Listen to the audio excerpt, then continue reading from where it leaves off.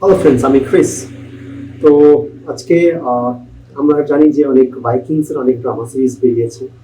Vikings in ভালহালা, তারপর Vikings আরো অনেক, লাস্ট কিংডম, এগুলো সব ভাইকিংস নিয়ে, মানে এগুলো সব 8th century, 7th century, 6th century, সেই সময় ইংল্যান্ডের ইউকে কেমন ছিল সেই সব ব্যাপার নিয়ে অনেক কিছু বলা হয়েছে, এই দেখানো হয়েছে। আমি যদিও লাস্ট কিংডমটা দেখেছিলাম, কিন্তু ভাইকিংস নিয়ে তারপর আর অতটা দেখিনি। কিন্তু শুনেছি ভাইকিংস এর সিরিজগুলো খুব সুন্দর, মানে একটা কিছু গল্প সেই সময় যা যা হতো, মানে সেই সময় রাজা রানী এদের লড়াই এই নিয়ে চলতো। এবং তখন খ্রিস্টানিটি অনেক বাড়ছে, খ্রিস্টান রিলিজন অনেক বাড়ছে, এবং তার মধ্যে ভাইকিংস যারা, তারা অপোজিট অফ খ্রিস্টান, মানে তারা প্যাগান, তারা একরকম টাইপের ধর্ম, অন্য ধর্ম বিশ্বাস করতো। তো সেটা নিয়েই রাজাও আছে, মানে রাজা লড়াই তো আছে, প্লাস পাওয়ার, রাজা প্লাস ধর্মের একটা লড়াই, সেটাও দুটোই ছিল। এবং সেটা নিয়ে এই ভাইকিংস এর এইসব জিনিসগুলো হয়েছিল। তো দেখা যাক একটা ভাইকিংস একটা সিন, সেটা দেখা যাক।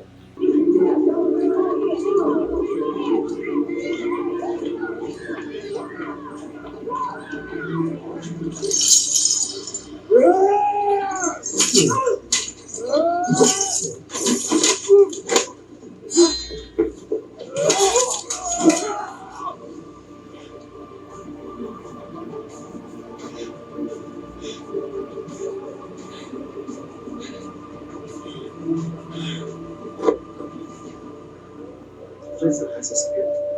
Emperor, Harold has escaped.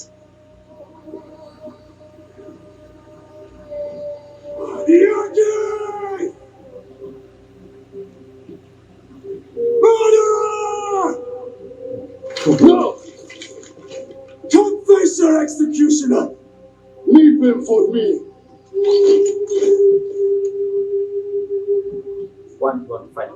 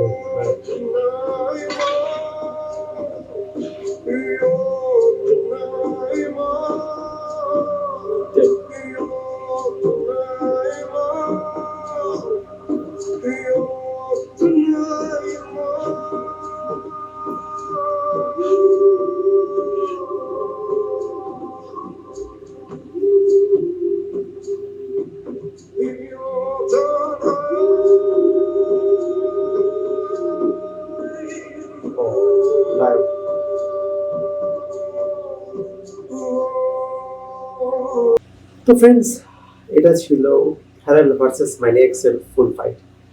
Actually যতটা জেনেছি যে হ্যারাল্ড অ্যাকচুয়ালি কনস্টান্টিনোপলে গেছিল, এবং সে নরওয়ে রাজা হওয়ার জন্য তাকে শক্তিশালী হতে হবে। সে কোনো কারণে হয়তো কনস্টান্টিনোপলে গেছিল, কারণ সে লেভেলের শক্তিশালী ছিল না। এবং মানে নরওয়ে রাজা যে আছে, যে রুল করছে, তাকে হারাতে গেলে তো লোকজন লাগবে। এবং হ্যারাল্ড ছিল অ্যাকচুয়াল রাজা হওয়ার দাবিদার ছিল, কিন্তু সে কোনো কারণে হয়তো নরওয়েতে রাজা হতে পারেনি। তাকে হয়তো নরওয়ে থেকে তাড়িয়ে দেওয়া হয়েছিল। বা সে সময় যা যা যা হয়, রাজা হতে গেলে অনেকেই লড়াই করে, এবং তাদের মধ্যে অনেকের জান চলে যায়, কেউ প্রাণের ভয়ে এদিক ওদিক চলে যায়। সেটা হয়তো হয়েছিল হয়তো হ্যারাল্ডের সাথে। এবং হ্যারাল্ড এই করে সে রাশিয়ায় গেল, রাশিয়া থেকে সে কনস্টান্টিনোপলে গেল, এবং হয়তো তারপর হয়তো সে হয়তো সেখান থেকে তার যা কিছু লাগে, মানে একটা রাজা আর একটা রাজার সাথে লড়তে গেলে যা যা লাগে, ম্যান পাওয়ার লাগে, আর্মি লাগে, সেটা হয়তো সে গ্যাদার করবে কনস্টান্টিনোপল থেকে, এবং তারপর সে হয়তো নরওয়েতে যাবে সেখানে অ্যাটাক করার জন্য।